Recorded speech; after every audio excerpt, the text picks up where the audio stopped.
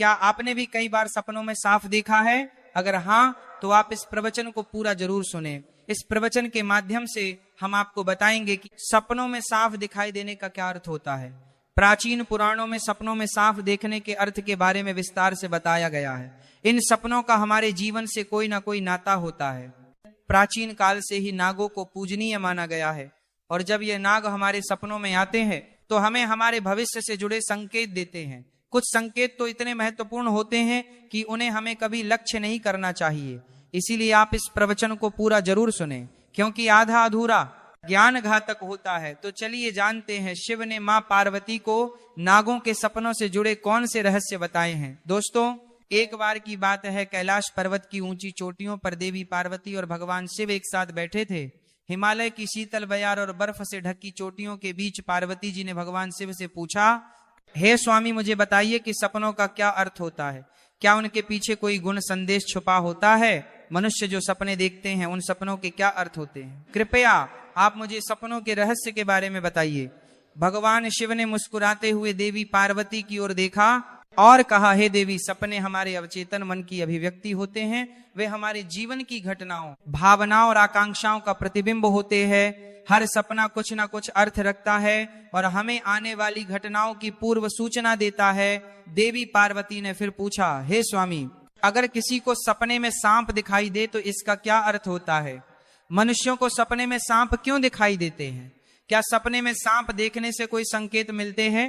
तो कृपया मुझे विस्तार से बताइए। भगवान शिव ने उत्तर दिया, हे पार्वती, आपने यही कहा है। सपने में अगर सांप दिखाई देता है तो वह भविष्य से जुड़ा महत्वपूर्ण संकेत होता है। इस विषय को समझाने से पहले मैं तुम्हें एक प्राचीन कथा सुनाता हूँ। यह कथा एक राजा और आस्तिक मुनि की है। इस कथा को सुनने के पश्चात तुम्हें पता चल जाएगा कि सपने में सांप क्यों दिखाई देते हैं। इसलिए तुम इस कथा को पूरा जरूर सुनना। जो भी इस कथा को ध्यान से सुनता है उसे उसके सपनों का शुभ फल प्राप्त होता है। उनकी दरिद्रता दूर हो जाती है और आने वाले संकट भी टल जाते हैं। देवी पार्वती कहती है, हे स्वामी, मैं आज इस कथा को ध्यान से पूरा अवश्य सुनूंगी। कृपया आप मुझे वह कथा सुनाइए। तब महादेव देवी पार्वती को वह कथा सुनाते हैं। दोस्तों, अब मैं आपको वह कथा सुनाने जा रहा हूँ। आप इस कथा को ध्यान से पूरा सुनिए, क्योंकि आप सपनों का गलत अर्थ भी निकाल सकते हैं। इसलिए इसे आधा अधूरा ना सुने। तो चलिए सुनते हैं वह कथा। प्राचीन समय में एक महान राजा था जिसका नाम देवदत्त था। राजा देवदत्त न केवल अपने पराक्रम और शौर्य के लिए प्रसिद्ध थे, बल्कि वे एक धर्मपरायण और न्यायप्रिय शासक भी थे। उनका राज्य विशाल और समृद्ध था और उनकी प्रजा उनसे अत्यधिक प्रेम और सम्मान करती थी। राजा देवदत्त का आचरण निष्पक्ष, सहृदय और करुणामय था। वे अपनी प्रजा की समस्याओं को ध्यानपूर्वक सुनते और उनका समाधान करने का प्रयास करते थे। वे नियमित रूप से यज्ञ और धार्मिक अनुष्ठान करते थे और वे भगवान शिव के परम भक्त थे। राजा देवदत्त की रानी का नाम सुभद्रा था। सुभद्रा अत्यंत सौम्य, बुद्धिमान और राजा की हर स्थिति में साथ देने वाली थी। राजा और रानी की कोई संतान नहीं थी, जिससे वे कभी कभी चिंतित रहते थे। फिर एक रात राजा देवदत्त ने एक बहुत ही विचित्र सपना देखा कि एक मरा हुआ सांप उनके पैरों के पास पड़ा हुआ है। महाराज इस सपने को देखकर बहुत ही भयभीत हो गए। जागने के बाद उन्होंने यह सपना रानी सुभद्रा को बताया। राजा देवदत्त ने चिंतित होकर रानी से पूछा, हे प्रिय, मैंने सपने में एक मरा हुआ सांप देखा है, इसका क्या अर्थ हो सकता है? रानी सुभद्रा ने राजा को दिलासा देते हुए कहा, हे स्वामी, सपने हमेशा किसी न किसी संदेश का प्रतीक होते हैं, किंतु सपनों का अर्थ जानने के लिए हमें किसी विद्वान राशि की सहायता लेनी चाहिए। तब महाराज अपने मंत्रियों को बुलाते हैं और कहते हैं, मंत्रियों, आज मैंने बड़ा ही विचित्र सपना देखा है। मैंने सपने में एक मरे हुए सांप देखा जो मेरे पैर के पास पड़ा था। इस सपने का क्या अर्थ हो सकता है? तुम सब जाकर पता करो। तब सभी मंत्रीगण जाते हैं और नगर में निवास करने वाले अनेक ऋषि मुनियों से पूछते हैं, लेकिन कोई भी उन्हें इस सपने का अर्थ बता नहीं पाया। तो वह लौट कर आ गए और महाराज से कहने लगे, हे महाराज, हमारे राज्य में ऐसा कोई नहीं है जो आपके सपने का अर्थ समझा सके। फिर अन्य मंत्री महाराज के पास आता है और कहता है, हे महाराज, हमारे राज्य के पास स्थित जंगल में मुनि आस्तिक निवास करते हैं, जिन्होंने स्तर पर नाशक यज्ञ से समस्त नागों की रक्षा की थी। इसीलिए उन्हें नागों का रक्षक माना जाता है। हमें उन्हीं के पास जाना चाहिए, वे ही आपको आपके सपनों का अर्थ समझा सकते हैं। फिर महाराज देवदत्त ने आस्तिक मुनि के आश्रम पर जाने का निर्णय लिया। तब महाराज अपने सिपाहियों के साथ रथ में बैठकर आस्तिक मुनि के आश्रम पर जाते हैं। तब आस्तिक मुनि महाराज का स्वागत करते हुए पूछते हैं, हे राजन, मेरे आश्रम में आपका स्वागत है।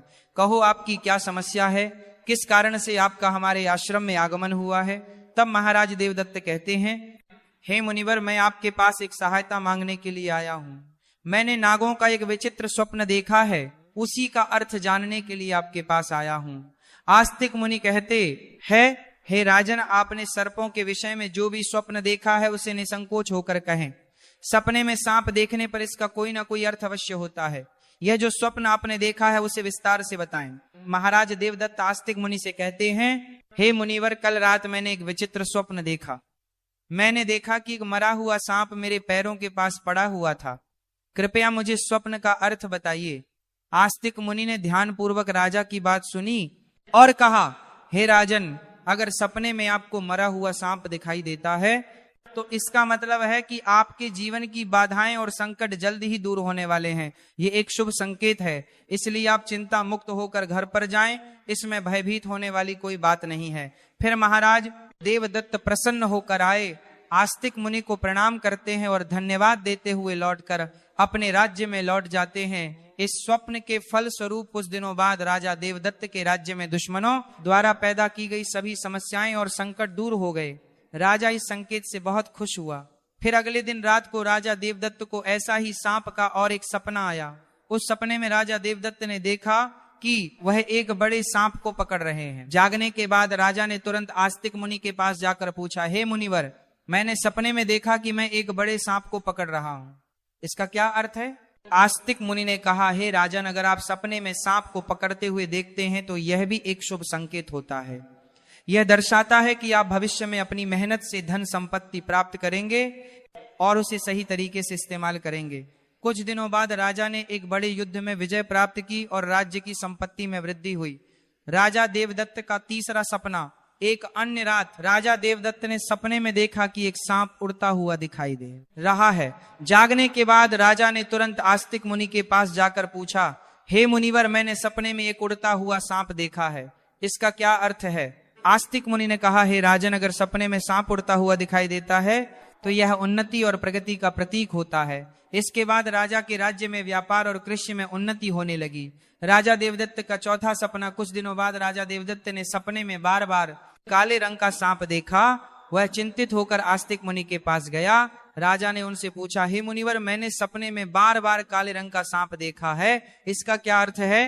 आस्तिक मुनि ने कहा, हे राजन, अगर सपने में बार बार काले रंग का सांप दिखाई देता है तो यह काल सर्प दोष का संकेत है।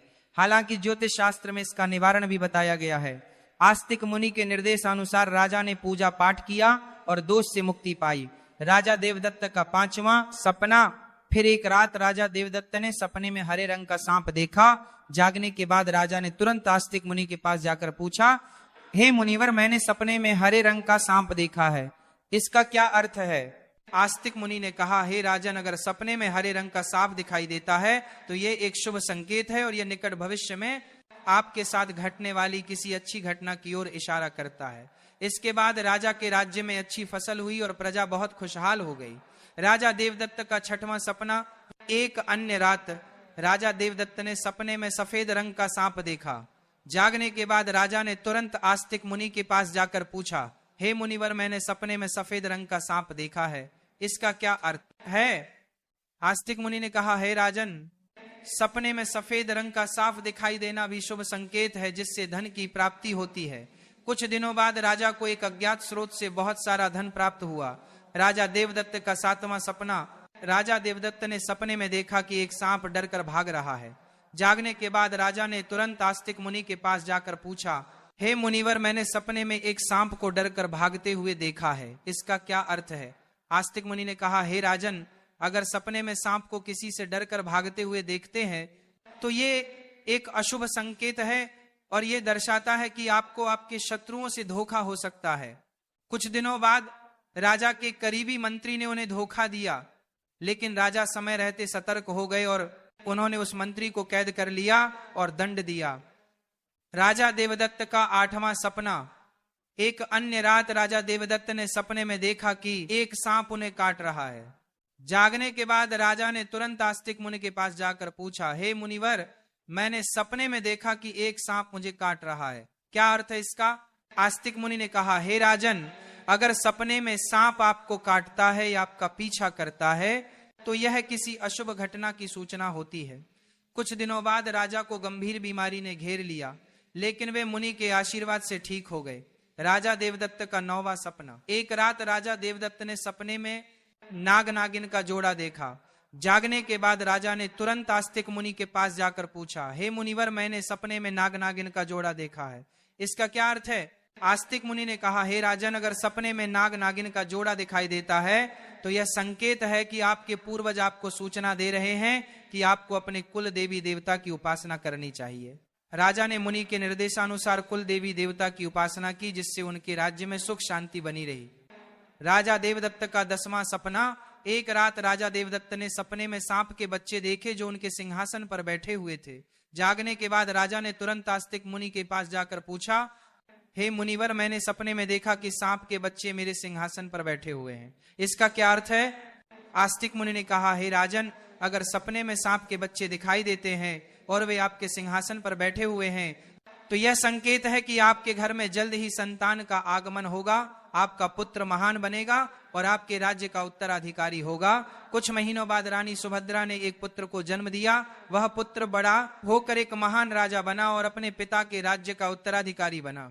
राजा देवदत्त का 11वां सपना। एक रात राजा देवदत्त ने सपने में सांप और नेवले की लड़ाई देखी। जागने के बाद राजा ने तुरंत आस्तिक मुनि के पास जाकर पूछा, हे मुनिवर, मैंने सपने में सांप और नेवले की लड़ाई देखी है, इसका क्या अर्थ है? आस्तिक मुनि ने कहा, हे राजन, अगर सपने में सांप और नेवले की लड़ाई होते हुए देखते हैं तो यह इस बात का संकेत है कि आपके सामने आपके गुप्त शत्रु का खुलासा हो जाएगा और उसके साथ आपकी लड़ाई भी होगी। कुछ दिनों बाद राजा के गुप्त शत्रु का पर्दाफाश हुआ और राजा ने उसे परास्त कर दिया। राजा देवदत्त का 12वां सपना। एक रात राजा देवदत्त ने सपने में देखा कि एक सांप शिवलिंग से लिपटा हुआ है। जागने के बाद राजा ने तुरंत आस्तिक मुनि के पास जाकर पूछा, हे मुनिवर, मैंने सपने में सांप को शिवलिंग से लिपटा हुआ देखा है, इसका क्या अर्थ है? आस्तिक मुनि ने कहा, हे राजन, अगर सपने में सांप को शिवलिंग से लिपटा हुआ देखते हैं तो यह दर्शाता है कि भगवान शिव की आपको कृपा प्राप्त होगी और आपकी कोई विशेष मनोकामना पूर्ण होगी। इसके बाद राजा ने भगवान शिव की आराधना की और उनकी विशेष मनोकामना पूर्ण हो गई। राजा देवदत्त का 13वां सपना। एक रात राजा देवदत्त को भयंकर सपना आया। उन्होंने देखा कि एक काला सांप उनकी छाती पर आकर बैठा है। राजा बहुत भयभीत हो गया और तुरंत आस्तिक मुनि के पास पहुंचा। हे मुनिवर, मैंने एक भयंकर सपना देखा है, एक काला सांप मेरी छाती पर आकर बैठा था, इसका क्या अर्थ है? राजा ने घबराते हुए पूछा। आस्तिक मुनि ने गंभीर स्वर में कहा, हे राजन, यह सपना आपके लिए गंभीर चेतावनी है। इसका अर्थ है कि आपकी मृत्यु निकट है। आपको तुरंत भगवान